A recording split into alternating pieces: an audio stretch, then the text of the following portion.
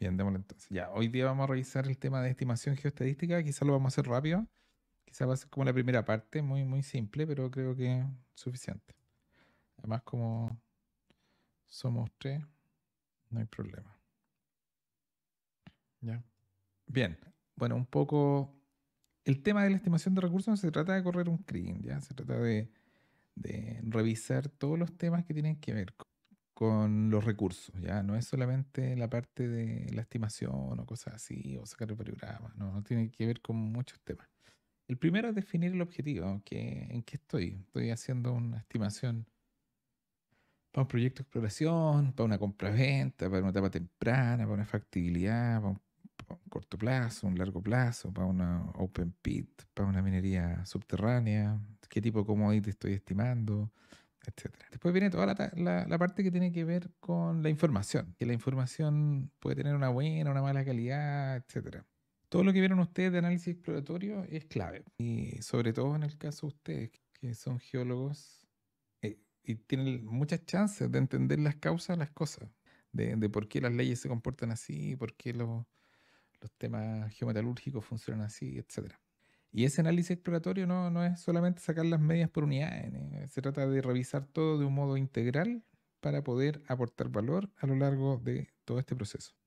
Obviamente uno tiene que definir y validar las unidades, como hemos conversado, que tienen que ser cosas que hagan sentido geológico, etcétera. Después toda la etapa de modelamiento variográfico que conversábamos, que ustedes ya lo hicieron en su desafío 2.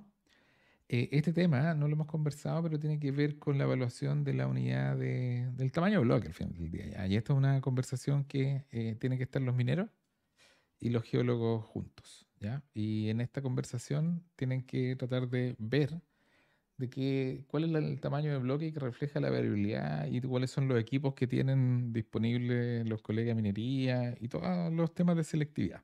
¿Ya? En general es una conversación que pasa poco, pero cuando pasa se agrega mucho valor. Los métodos de estimación, vamos a ver unos dos o tres, y uno tiene que buscar cuál es el método más adecuado al tipo de mineralización. Luego va a venir todo el tema de los parámetros de estimación y parámetros varios que uno tiene que setear. Y la parte más relevante es esta, que es la de validación del modelo. En el fondo uno no puede entregar un modelo sin validar, sin revisarlo, sin evaluar su predictibilidad, sin evaluar su consistencia, etcétera. Luego viene la etapa de clasificación de recursos donde le vamos a asignar una confianza a los distintos valores y esa confianza depende de varios aspectos, ¿no? De aspectos geológicos, aspectos de cantidad de datos, calidad de datos, continuidad de la variable, etcétera. Y una vez que uno tiene esto, por ejemplo, si un modelo a largo plazo, este modelo va a entrar a un ciclo de reconciliación donde va a ser cotejado, comparado o contrastado contra un modelo con mayor información, por ejemplo, un modelo a corto plazo, un modelo de grade control, o datos de pozoronadura, o datos planta, otra información que puede tener mayor densidad o un mayor número de datos. Bien, y obviamente hay que entregar el modelo, hay que escribir un reporte, etcétera, ¿ya? Eso es un poco el marco general de la pega. ¿Ya? El trabajo de hacer una estimación de recursos no es simplemente sacar un variograma, como uno se podría pensar en algún minuto, y correr una estimación. ¿Ya? Eso yo diría que la parte fácil. Y bueno, lo que conversamos, si estamos en un modelo de largo, mediano, corto, exploración, ingeniería básica, una prefactibilidad, una factibilidad, si son elementos contaminantes, si elementos preciosos, si qué tipo de depósito es, tipo de minería, todos esos aspectos son importantes. Bueno, y en relación a los métodos de estimación, básicamente el problema es tratar de inferir el valor en un sitio a partir de valores conocidos en otros lugares. ¿Ya? Ese es todo el rollo. Y en general, a veces también uno necesita saber no el valor en un soporte puntual, sino un soporte de bloque o un volumen. Puede ser un volumen cualquiera, eso también es relevante. En general, uno parte con este tipo de modelos que son estimadores que cumplen las siguientes características. ¿Ya? La primera es que sea lineal, de fondo que es una combinación lineal de los datos disponibles, insesgado en términos de que el valor promedio del valor estimado sea igual al valor verdadero. Obviamente va a tener imprecisión, que sea óptimo según algún criterio, en este caso el criterio de precisión o de fondo que minimice una varianza de error de estimación. Y eso, esto es como se plantea acá, pero hoy día todos estos temas están cambiando. En el fondo uno podría buscar cualquier interpolador que ojalá sea insesgado y óptimo, pero no necesariamente lineal, puede ser cualquier metodología, ¿ya? Eso es global y cada vez ustedes se van a dar cuenta que, y a mí me ha tocado cada vez evaluar más. Gente se pone creativa y se pone a hacer cosas con Machine Learning y cosas de ese estilo. A mí también me gusta, pero hay que verificar y chequear que están funcionando bien, ¿no? Y los mismos criterios que vamos a ver en este curso le van a servir para validar cualquier modelo, ¿ya? Aunque lo hayan construido con la técnica que sea. Bien, los interpoladores espaciales, el más básico es el vecino más cercano. De fondo lo expliqué cómo se construía, que básicamente se toman las simetrales, se divide el espacio y a cada valor queda asignado. De fondo todo esto, esta área va a quedar asignado al valor del E, toda esta área el valor asignado del D, etcétera, y toda esta área el valor asignado del C. ¿Era algo que se usaba. Y de hecho, lo peor es que aún se usa en algunas partes. Se usa como qué? Como una estimación alternativa por NN para validar los modelos. Una cosa extraña. Pueden ser interpoladores basados en ponderación de datos, como lo que conversábamos, vecinos más cercanos, medias móviles, inversos de la distancia, screen, los vamos a repasar. Otros que son con unas características particulares que son superficies de tendencia, spline, donde uno dice, mira, la forma de mi interpolador va a ser dependiente de la coordenada X, Z, y, y de fondo lo que va a tomar va a ser el valor de la coordenada elevado a algo más un factor por la ley de cobre circundante. Uno puede tener formas que uno quiera del estimador. Y está lleno de alternativas por ahí, ¿ya? Por ejemplo, en el Leapfrog ustedes ocupan un modelo de función de base radial que es reparecido a una versión de Kriging que hay. Y también es un interpola las distancias y después se transforman en triangulaciones. Y por otro lado están todos los algoritmos de aprendizaje automático que puedan servir para regresiones. Las máquinas de soporte vectorial o incluso las NN, yo la ocupo bastante para modelos más interesantes y no espaciales, lo uso. ¿Ya? Pero sí es importante verificar varios temas, ¿ya? Todo esto, el tema representatividad es clave para estos modelos. De fondo que tú estés entrenando tus datos con... De hecho, a lo mejor vamos a hacer una mini clase en torno a modelos de este estilo, ¿ya? Como un anexo a la competencia de la geoestadística. ¿Ya? Bien, los estimadores lineales ponderados es simplemente una combinación lineal. Estos son los ponderadores. Acá está con mayúscula, pero hace referencia a los valores de la variable regionalizada, ¿ya? Así que lo voy a cambiar y lo voy a poner con minúscula. Y este es un factor aditivo y este va a ser el valor interpolado. A fondo yo voy a decir que mi valor en una ubicación X que no la conozco va a depender de estos factores por los valores en las ubicaciones que sí conozco. Nada más que eso, es una forma sencilla. Y claro, obviamente uno si piensa qué cosa debería influenciar este tema, es la cercanía a los datos, si hay dos datos redundantes que tienen valores parecidos, no deberían tener la misma ponderación, ¿ya? Y tiene un poco que ver con el agrupamiento. La continuidad, si una variable es muy continua, sé que se va a parecer mucho más a estos valores que si una variable que no es continua. Una variable que no es continua tiene un efecto pepa alto o, sí, efecto pepa alto, uno no sabe cuál es el valor acá. Ya, acá ya no sé, acá menos va a tener una idea. Si existe alguna anisotropía o algo de ese estilo, también es un tema relevante. Bueno, el vecino más cercano, como les comentaba, po, asigna el valor de 100% peso al dato más cercano. ¿Ya? No tiene, uno lo puede ver bien simple, pero hay muchos modelos que se montan sobre los vecinos más cercanos. ¿Ya? Hay muchos algoritmos de aprendizaje automático que ocupa el NN o el KNN, los K vecinos más cercanos. El inverso de la distancia es una de las versiones más sencillas de un interpolador que ocupa de alguna manera la distancia. ¿Ok? La, la forma del ponderador es un poco extraña y en un principio no es tan intuitiva, pero de fondo esta es la parte clave. En el fondo pensar que yo si tengo un dato que está muy cercano al sitio estimar, de fondo este es mi sitio estimar y tengo una muestra acá, de alguna manera entre más cerca estoy, más ponderación le quiero dar a ese dato. ¿Ya? Y por lo tanto alguien podría pensar, ya, démosle algo que sea proporcional a eso. Ya, perfecto. Pero cuando tú estás sobre el dato, se va a indefinir. Por lo tanto, se agrega una constante chiquitita para que no se indefina. Por otro lado, tiene una potencia, ¿ya? Y la potencia, si ustedes lo piensan, si uno pone D y uno partido por D, va a ser esto, ¿ya? Y uno partido por D cuadrado, quizás va a ser que esto caiga más rápido, cosas así. Entonces, si lo ven, la potencia de algún modo u otro controla el nivel de ponderación relativa de los datos más cercanos con los más lejanos. Es como una suerte de ponderación del variograma. Y se divide por la suma de todos los datos a cierta distancia. Y con eso quedan los ponderadores del inverso de la distancia. Ok. No hay forma lógica, o sea, claro, uno podría hacer una validación cruzada y buscar cuál es la potencia, pero realmente la gente tiende a ocupar inverso potencia 1 o 2 y algunos dicen, no, si es oro ocupo potencia 3, si es un metal base entre 1 y 2, cosas así. Aquí hay un ejemplo donde están las ponderaciones según los, sí, en el caso uno partido por D y uno partido por D cuadrado, y si se fijan en el caso uno partido por D, este dato tiene, no sé, un 28 y un 19 y un 14, y en este ahora este pesa 43%, al fondo pesa mucho más porque la ponderación es mucho mayor, ¿ya? Eso.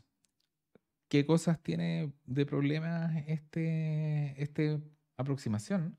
De fondo yo puedo poner un dato exactamente al lado y no hay forma de que sepa que hay un agrupamiento, ¿ok? De fondo estos dos datos, si están a la misma distancia, van a recibir exactamente la misma ponderación, ¿ok?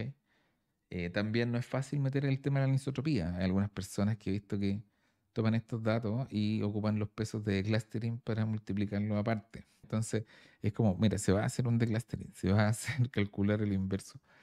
¿Por qué no hace un CRIN al final del día si ya tiene varios aspectos considerados? ¿Ok? Ese es el tema con el inverso y vamos a ver ahora el tema del Kriging, ¿ya? El tema del Kriging, lo bueno que tiene es que nos ayuda con la redundancia entre los datos, incorpora la continuidad espacial o la función de covarianza, anisotropías también pueden ser incorporadas, entonces es bastante potente en el sentido de que tiene varias cosas muy positivas, ¿ya? El inferir cómo los valores cambian consigo mismo en el espacio, la redundancia y la anisotropía ya es algo bastante interesante. Acá hay un ejemplo sencillo de unos datos, un vecino más cercano, como para que aprendan a visualizar cómo se ve, pues se ve con estos polígonos de influencia asociados a cada uno de los datos que están ahí. Y un inverso va a ser difícil que ustedes me puedan decir si está hecho por inverso o por Kriging en un principio, ¿no? Eso también es otro tema, sobre todo si no hay anisotropía. Bien, vamos a conversar un poco del Kriging. El Kriging, bueno, el profesor Ricardo Lea es un ingeniero minero en la escuela que trabaja en el Servicio Geológico Gringo hace como, no sé, 30 años. Y ahí tiene un libro bien bueno de estimación y todas las cosas. Él, él las define como todas las técnicas generalizadas de regresión lineal para minimizar la varianza de estimación definida con un modelo a priori de covarianza. Esto es súper fuerte porque eh, nosotros vamos a tomar el modelo de covarianza conocido a priori. Hay otros modelos que van actualizando su modelo de covarianza en función de los nuevos datos, cosas un poco más dinámicas. Y también tiende a ser mal entendido como para ser utilizado para todo, ¿ya? Y acá yo creo que les quede claro que en el fondo este método de estimación es para predicciones, si bien son locales, pero son para tendencias, ¿ya? No es para hacer predicciones de los posibles valores. Para eso vamos a ver todo otro tema que es simulación, ¿ya? Pero bien, volviendo al tema del Kriging, mucha gente lo llama que es el mejor estimador lineal insesgado, y de fondo es lineal, es una combinación lineal, insesgado porque de fondo el valor esperado del valor predicho va a ser igual al valor verdadero, ¿ya? O que es lo mismo que decir que la esperanza del error de estimación es nulo o es nula. Óptimo, porque lo que vamos a intentar hacer es minimizar el error de estimación, ¿ya? ¿Qué es el error de estimación? El valor real menos el valor menos el valor estimado, eso es el error, ¿ya? Eso es el error de estimación, nada más que eso. Y uno, ¿qué es lo que quiere cuando busca una predicción? Ojalá que si este es el valor verdadero, el valor estimado oscile lo más cercano posible a estos valores, ¿no? Y de fondo lo que oscila, la diferencia entre el valor verdadero, desconocido y esto es el error. Entonces lo que andamos buscando es que este error tenga un nivel de dispersión lo más chico posible. Y eso es minimizar la varianza del error de estimación, ¿ya? Hay un montón de alternativas, sabores y colores de este tema. Primero está el Kriging simple, que es el que vamos a ver hoy, que tiene un set de hipótesis y pese a que parezca poco aplicable, se usa mucho y que básicamente nos dice que la media es conocida, constante y conocida en todo el depósito. El segundo, y este es el más comúnmente utilizado, es el Kriging ordinario, que de fondo tiene otro set de hipótesis y la característica principal es que es de media M, pero desconocida. Y eso, al ser desconocida, uno permite que cambie localmente. Después vienen todos los modelos que tienen que ver con no estacionariedad, que son el Kriging universal, trigonométrico, deriva externa. Son puras alternativas que tratan de rescatar o dar cuenta de tendencias al alza o baja según algún eje coordenado. Kriging no lineal son técnicas que de fondo ya no es una combinación lineal de los datos en sí, sino que es una transformada de la variable. Tenemos lo más importante y que espero hoy día nosotros vamos a ver el Kriging multigaussiano al final del curso. Y me gustaría este año incorporar un poquito más de Kriging de indicadores y definitivamente pasarle este tema del co-Kriging, porque lo hemos dejado de lado por muchos años. ¿Ok? Así que vamos a ver eso. Vamos a ver Kriging simple, ordinario, Kriging de indicadores, multigaussiano y Kriging multivariable o co-Kriging. Eso va a ser lo que vamos a ver en este curso. Ok, bueno, esto ya lo habíamos visto. Esto ya habíamos visto. Voy a pasar a esto de lleno. Bueno, ¿cuáles son las hipótesis base del Kriging simple? Vamos a asumir que vamos a conocer el valor promedio M de la variable regionalizada en todo el dominio, que es constante y vale M. ¿Ok? Y vamos a asumir que conocemos el variograma y el cual es acotado, de fondo no crece hasta el infinito y tiene una varianza igual a una meseta, igual a la varianza de los datos, ¿ya? Y existe una función de covarianza que va a estar relacionada por este tema. Esto lo vimos en la clase de variograma y de hecho creo que hasta lo dedujimos en alguna parte, ¿ya? Que vamos a tener un variograma y vamos a tener una covarianza, ¿ya? Y en un eje acá va a ir el sigma cuadrado, etcétera. Eso con la hipótesis. La hipótesis es súper fuerte. De fondo decir que da lo mismo donde yo esté, sé que el valor promedio vale m en cualquier parte del depósito.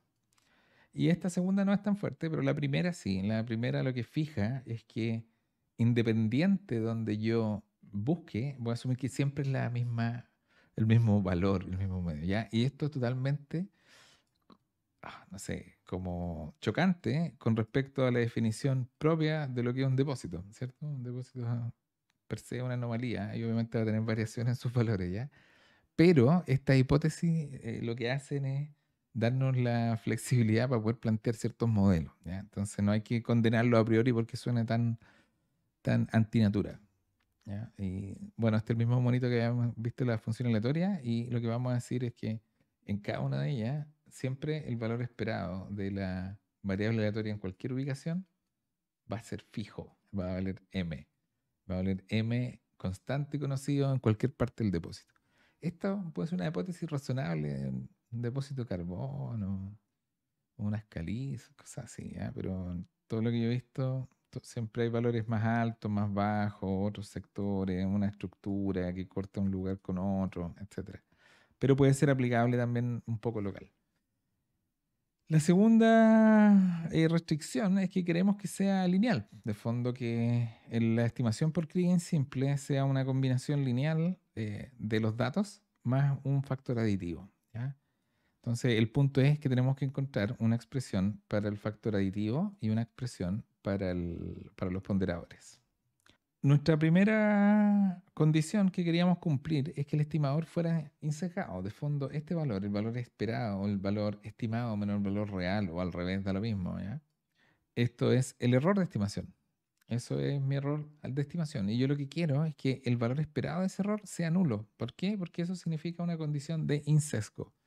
Y si uno desarrolla los valores de acá y pone la esperanza de esto es una constante, va a quedar suelta, nos va a quedar lambda la esperanza de cada uno de ellos. Lambda la esperanza de cada una de las variables aleatorias en cada ubicación, menos la esperanza de la ubicación que quiero estimar, pero es desconocida. Y yo sé que, según mi hipótesis, toda esta esperanza valen m, y en cualquier lugar vale m, por lo tanto va a quedar algo de este estilo.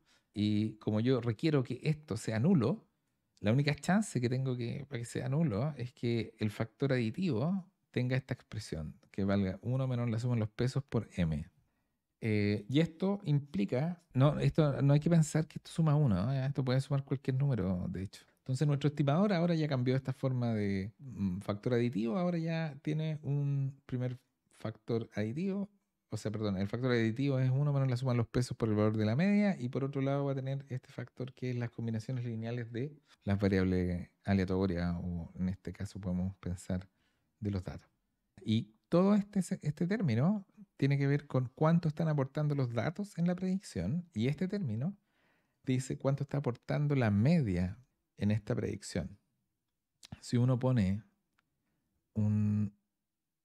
pensemos que estamos acá en una dimensión, ¿ya? Y ponemos un dato en este punto y queremos dibujar cuál es el peso de la media, ustedes se van a dar cuenta que va a ir creciendo, ¿ya? A medida que yo me alejo de los datos, el valor de la media, este peso, 1 menos suma de los pesos de los datos, va a ir aumentando. De fondo, ustedes lo que tienen que pensar es como que tienen sus datos y tienen otro megadato, que es la media, y que se va balanceando. A medida que yo me alejo de los datos, este valor toma un valor más grande porque los pesos tienden a ser menores, y va a ser una combinación lineal entre la media y la combinación de los datos. Entonces, es interesante. De fondo, lo que te va a pasar es que lejos de los datos, mis interpolaciones van a tender a la media. O sea, de fondo, yo puedo tener un dato acá, dato allá, y va a pasar, y la media, imaginemos que este valor acá, va a pasar algo así, que va a converger al valor de la media. Pero es interesante, es muy útil para integrar información. Eso se ocupa bastante. Vamos a ver ahora la condición de varianza mínima. De fondo, lo que tenemos acá, el error de estimación. Y este error, nuevamente, están como dos variables aleatorias, tanto el valor estimado como el valor real desconocido. Si uno lo expande, va a quedar obviamente la varianza de z, y después dos veces la covarianza de z estrella con z más la varianza de z de x. Esto es básicamente pensar que la varianza es lo mismo que la covarianza entre a menos b y a menos b, ¿cierto? Y como la covarianza entre lineal, van a tener las covarianzas de a con a, o en este caso z de x, covarianza de z estrella de x con z estrella de x, que es la varianza de z estrella de x, y con el último término que va a ser b con b, también va a tener varianza o covarianza z de x con z de x, que es lo mismo que la covarianza, perdón, que la varianza de z de x. Y los términos cruzados, el a por b, la covarianza de a con b y la covarianza de b con a, como es simétrica, nos va a quedar este término de menos dos veces la covarianza entre el valor estimado y el valor real. Si ahora reemplazamos las expresiones que tenemos de arriba para el estimador de Kriging simple, va a pasar lo siguiente. Todas estas varianzas se van a transformar en las dobles sumas de los lambda por las covarianzas de los datos o de las variables aleatorias asociadas a estas ubicaciones conocidas. Y estas covarianzas entre estos valores, acuérdense que dijimos que como una de las hipótesis era que íbamos a tener una covarianza que va a depender solo de la distancia de los valores. Por lo tanto, ya no depende de z, no depende del valor, sino de la ubicación, la distancia que están las dos ubicaciones. Y por eso ahora cambia acá como x sub i menos x sub j. ¿Ok? Y eso es simplemente una distancia h i j. ¿Y qué pasa con el otro caso? Es exactamente lo mismo. De fondo, si toman esta z de estrella de x, tiene una combinación lineal, ¿cierto? Y esa combinación lineal va a salir en esta suma de lambda i, la combinación de las covarianzas de la variable aleatoria del lugar que queremos predecir con respecto a la variable aleatoria de la ubicación de los datos que conocemos. Y esto nos genera esta imagen o esta expresión final que, bueno, y esta de acá es lo mismo que decir C de 0. Acuérdense que C de 0 es lo mismo que decir la covarianza entre, o la covarianza entre z de x más 0 y z de x, ¿ya? O eso. Así que esto es la varianza de z de x. Nos genera esta expresión, ¿no? Esta expresión que queremos minimizar, que de fondo lo único que andamos buscando es que ojalá la predicción, el valor real y la predicción, ojalá oscile lo menos posible en torno al valor verdadero. Lo que queremos es que eso sea lo más chico posible. Por lo tanto, esta expresión se puede minimizar. Y para minimizarla, como acá, minimizarla en términos de encontrar cuáles son los lambda i y lambda j que hacen esta expresión mínima. Y esa forma de hacerlo es simplemente tomar las derivadas parciales de esta expresión con respecto a cada uno de los posibles pesos y se va a generar un sistema de ecuaciones. Si de fondo vamos a hacerla con respecto a lambda sub i, va a desaparecer lambda sub i, va a quedar la suma, va a sobrevivir el lambda j, las covarianzas, el lambda de sub i de acá va a desaparecer, ¿cierto? Y nos va a quedar un factor que se va a hacer la covarianza entre el sitio estimar y lo...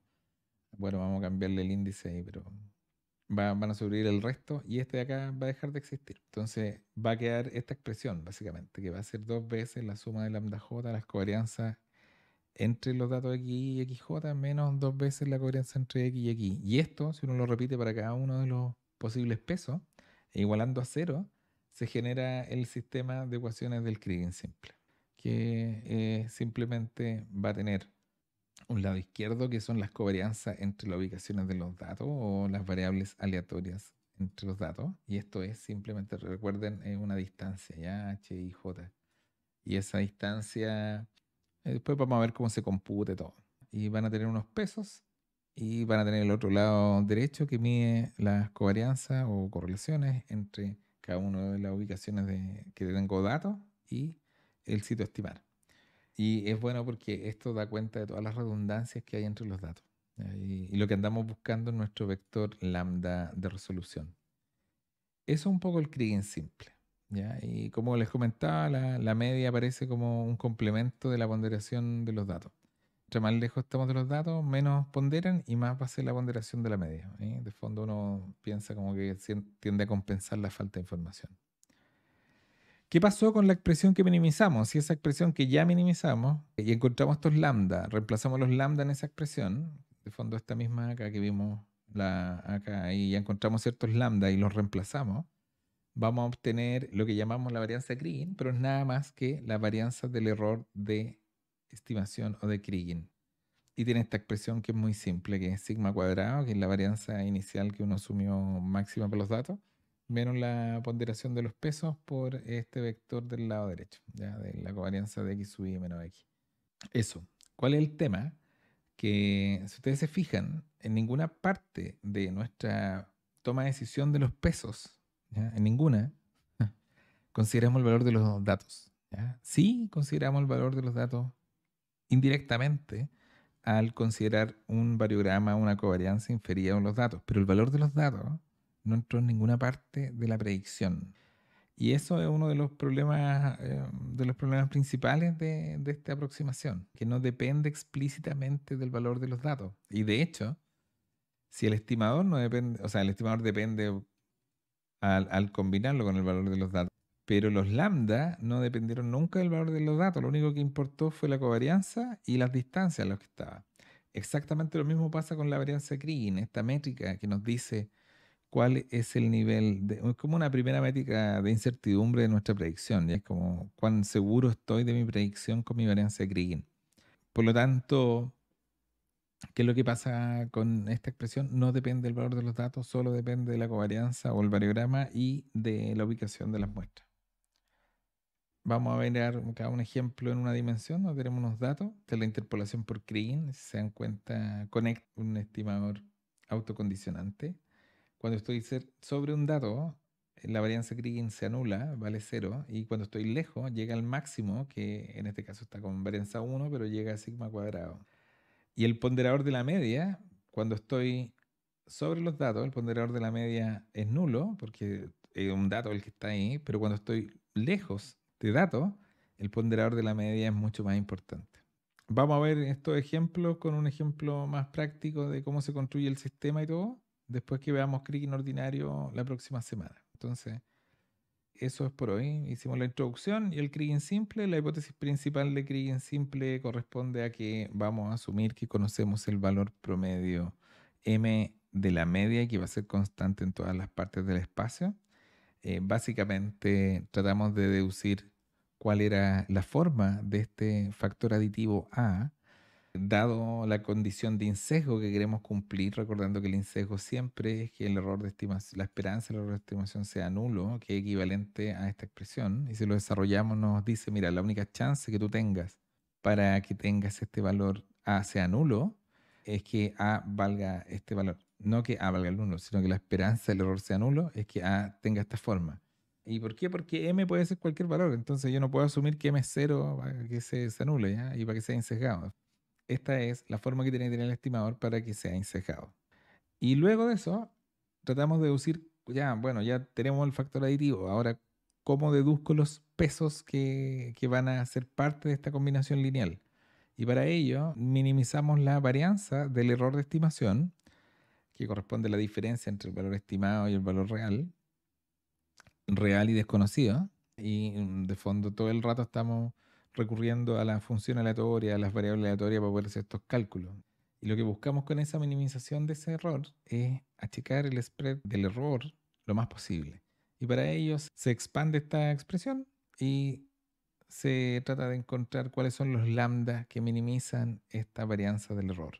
Y eso nos lleva a un sistema de Kriging que de fondo tiene una resolución de un sistema lineal de tantas ecuaciones como datos uno tiene, y para poder resolverlo básicamente hay que invertir este lado, multiplicarlo por este vector y uno tiene los pesos y después con esos pesos va y los reemplaza en la expresión inicial, ¿ya? Y va a tener su valor estimado. Vamos a hacer algunos ejercicios y todos con Excel y para los desafíos siguientes.